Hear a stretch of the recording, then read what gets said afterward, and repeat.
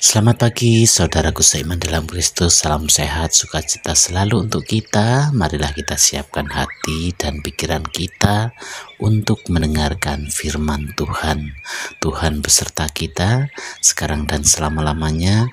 Inilah Injil Yesus Kristus menurut Yohanes bab 20 ayat 24 sampai 29. Dimuliakanlah Tuhan. Yesus menampakkan diri kepada Thomas. Tetapi Thomas, seorang dari ke-12 murid itu yang disebut Didimus, tidak ada bersama-sama mereka ketika Yesus datang ke situ. Maka kata murid-murid yang lain itu kepadanya, "Kami telah melihat Tuhan." Tetapi Thomas berkata kepada mereka, "Sebelum aku melihat bekas paku pada tangannya, dan sebelum aku mencucukkan jariku ke dalam bekas paku itu dan mencucukkan tanganku ke dalam lambungnya, sekali-kali aku tidak akan percaya." 8 hari kemudian, murid-murid Yesus berada kembali dalam rumah itu, dan Thomas bersama-sama dengan mereka. Sementara pintu-pintu terkunci, Yesus datang dan ia berdiri di tengah-tengah mereka dan berkata, "Damai sejahtera bagi kamu." Kemudian ia berkata kepada Thomas, "Taruhlah jarimu di sini dan lihatlah tanganku. Ulurkanlah tanganmu dan cucukkan ke dalam lambungku, dan jangan engkau tidak percaya lagi, melainkan percayalah." Thomas menjawab dia, "Ya Tuhanku dan Allahku." Kata Yesus kepadanya, "Karena engkau telah melihat aku, maka engkau percaya. Berbahagialah mereka yang tidak melihat, namun percaya." Demikianlah sabda Tuhan. Terpujilah Kristus. Selamat pagi para saudaraku seiman dalam Kristus. Melalui Injil hari ini berkisah tentang ketidakpercayaan Thomas akan kebangkitan Yesus. Peristiwa kematian Yesus menjadi kenyataan pahit bagi Thomas. Inilah yang membuatnya menjadi ragu dan perlu melihat bukti terlebih dahulu. Namun di satu sisi, ia memandang Yesus sebagai pribadi yang hebat dan luar biasa selama ia menjadi muridnya. Tetapi di sisi lain, pada akhirnya ia harus menyaksikan Yesus sendiri menjadi orang yang mati dan tidak berdaya. Thomas adalah salah satu murid yang sudah lama ikut Yesus dalam pelayanannya, telah banyak mendengar ajaran Yesus, bahkan dengan mata kepala sendiri ia melihat Tuhan melakukan banyak mujizat. Saudaraku seiman, namun ketika Yesus wafat di kayu salib dan 3 hari kemudian ia mendengar berita tentang kebangkitan Yesus, ia menjadi ragu. Seperti para murid yang lain sebelumnya, bahkan mengatakan, "Sebelum aku melihat bekas paku pada tangannya dan sebelum aku mencucukkan jariku ke dalam bekas paku itu dan mencucukkan tanganku ke dalam lambungnya, sekali-kali aku tidak percaya."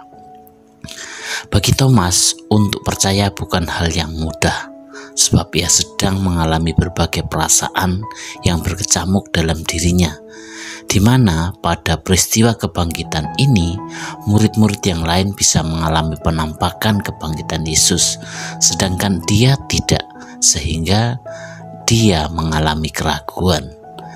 Yang menjadi penyebab keraguan ini adalah ketidakhadiran Thomas pada pertemuan pertama para murid, yang membuat ia tidak dapat menyaksikan perjumpaan Yesus dengan para murid pada pertemuan itu, sehingga membuat Thomas ragu. Saudaraku seiman dalam Kristus, dalam hal ini mungkin kita juga pernah mengalami kecewa karena setelah menerima dan mengenal Kristus, masalah begitu banyak datang bertubi-tubi menimpa kita, atau apa yang terjadi dalam hidup kita tidak sesuai dengan harapan kita.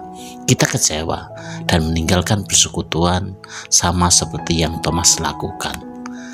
Tidak sedikit orang yang sudah lama mengikuti Yesus banyak melihat dan mengalami banyak peristiwa yang ajaib Tuhan nyatakan dalam hidup mereka, mengalami banyak pertolongan Tuhan, tetapi ketika dihadapkan pada peristiwa yang tidak sesuai dengan harapannya, mereka menjadi kecewa, mereka menjauh.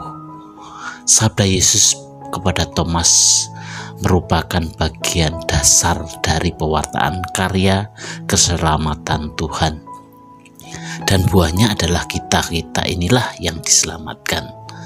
Kita percaya akan pewartaan orang-orang yang memperkenalkan iman Kristiani kepada kita berdasarkan kesaksian orang-orang sebelum kita yang bersumber dari kesaksian para rasul.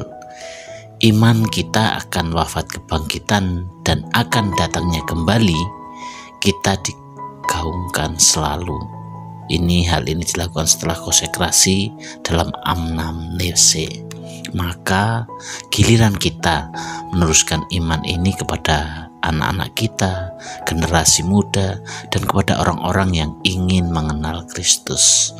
Saudaraku seiman dalam Kristus, rekan muda dan pendengar dimanapun Anda berada, Tuhan tidak menampakkan dirinya kepada kita seperti yang Ia lakukan pada Thomas. Tapi Tuhan sendiri berkata, "Karena engkau telah melihat Aku, maka engkau percaya. Berbahagialah mereka yang tidak melihat namun percaya."